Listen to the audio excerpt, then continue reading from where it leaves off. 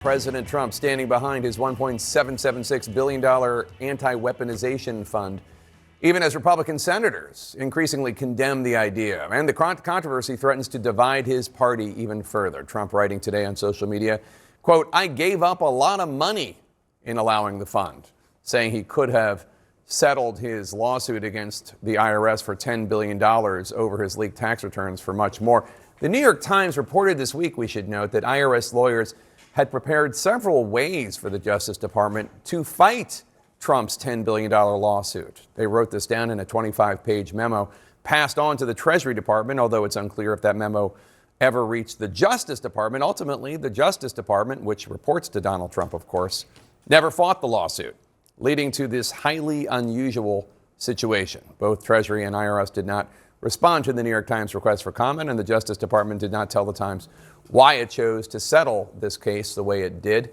Sources tell CNN that the White House has no plans to change the structure of the fund, even after a fraught meeting on Capitol Hill yesterday between the acting Attorney General Todd Blanche and several upset Senate Republicans. The White House says the administration appreciated the feedback and looks forward to additional conversations as needed. Well, it looks like they will be needed. Senate Republicans abruptly left town last night without acting on key legislation, specifically Trump's immigration package. The White House is now feeling the full force of a furious majority.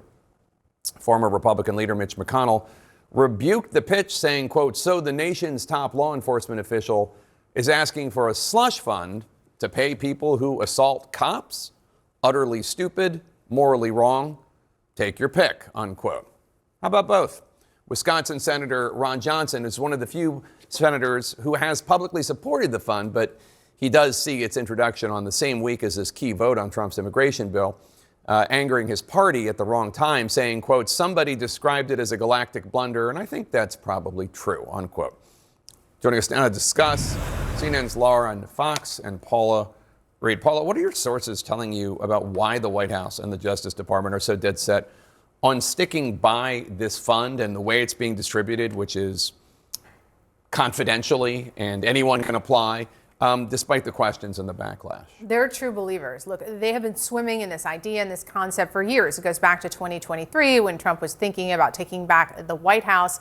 And anyone involved in the creation of this is either a Justice Department lawyer, a White House lawyer, an IRS lawyer, a Trump personal lawyer. These are the people that really believe that the president was mistreated while he was out of office, that he was a victim of the Justice Department, and other people were too. And they truly believe that once they pick these 5 members and the rules are laid out, that people will see why this is a good idea. But they put forth a ton of money, not a lot of details, and there's no reason that taxpayers should just believe, right, 5 as of yet unnamed people will protect this from becoming a feeding frenzy. And they have refused to rule out that people who were convicted of beating up cops would get some of the money. They just also an optics problem, yes. Well, optics at the very least. And Lauren, you talk with these Republican senators day in, day out. Help us understand why else they're so frustrated with Trump's calculation here. Yeah, I mean, this was a really tough week for Senate Republicans, in part because they saw one of their colleagues, Senator Bill Cassidy, ousted on Saturday night. Then you saw Senator John Cornyn, who was once the Republican whip in Trump's first administration. It was announced that his challenger was going to be endorsed by Donald Trump. And there was this feeling in the United States Republican conference in the Senate that if this can happen to John Cornyn, it can happen to any of them. And it really, I think, made a lot of Senate Republicans that I was talking to rethink how far they are willing to go for this administration, because there is a sense that there is no limit. And anytime you take this risk, there's a possibility that Donald Trump can come for you in the future if you cross him even in the slightest way. This was one of the Republican senators I talked to yesterday of Indiana, Todd Young. This is why we were elected. Why the American people elected us was to control the untenable open border situation. This is what unifies Republicans, and we talked through the best path to get there in a way that is filled with integrity and still maintains the trust of the American people. Do you believe that this weaponization fund needs to get out of this bill? I believe everything I just shared with you is how I'd like to frame this issue. I understand you may have different framing that you think is appropriate. So what he's referring to there, Jake, of course, is the reality that Republicans were ready to vote for this immigration bill. then this weaponization fund derailed it. He didn't really want to address the fact that that was what derailed it, but he wanted to focus on the fact Republicans are united about the immigration stuff. Let's just stick to that. Yeah, and Paula, Trump says this fund is about helping others who were badly abused. That includes, as far as his officials say, as far as we know, January 6 defendants such as Ryan Nichols. He's seeking $35 million from the fund. Here's a video of this gentleman from January 6 itself. We're not going to have our election, our country stolen. If we find out you politicians voted for it, we're going to drag your ass through the street. Because this is the second revolution. And we're done. I'm telling you right now, Ryan Nichols said it. If you voted for treason, we're going to drag your ass through the street. By voting for treason, what he's saying is if you vote to accept the electors that were voted by the American people.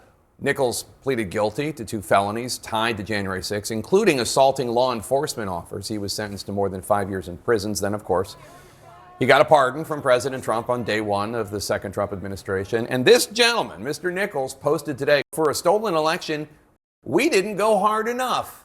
As the president said, we were right. We should also note that he was actually arrested in Texas last week on charges of harassment and deadly conduct. Separate issue. As the fund is structured right now, will the Justice Department ever have to release to the public who they grant taxpayer money to? Because certainly,